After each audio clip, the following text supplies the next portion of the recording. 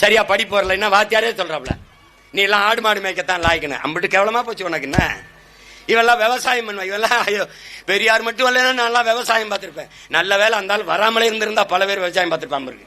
இவன் சொல்றது பெரியார் மட்டும் இல்லை நல்லா விவசாயம் இருந்திருப்பேன் அப்படின்னு. அப்புறம் வீட்டில் வேண்டது மண்ணலி திம்பிய விளக்கமாறு கூட சீனாவில இருந்து வருது. விளக்கமாறு அதுவும் கூட குச்சி கிடையாது, பிளாஸ்டிக் குச்சி. விளக்கமாரியே எங்க விளக்கமாத்துல கூட்டினா குப்பை விலகாத விளக்கமாறு கூட எங்க விளக்கமாறு ஆகாத. என்னை வரவேற்க வரும்போது பனையிலே பின்னி ஒரு பூங்கொத்து போல கொடுத்து ஒரு தங்கை வரவேற்றாங்க.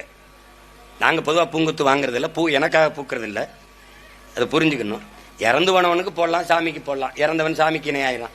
நீ என்னத்தை கிழிச்சிட்டான்னு உனக்கு மாலை போட்டு வரவேற்கணும். நாங்க என்ன பண்ணிவிட்ட சொல்லு? அது பூச்சி, வண்ணத்து பூச்சி, வண்டுகளினுடைய உணவு. அதை பிடுங்கி இவருக்கு போட்டணும், மாலையா போட்டணும். இன்னும் சில கொடுமைகள், பெரிய பெரிய தலைவர்கள் வரும்போது கார் சக்கரத்துக்கு பூ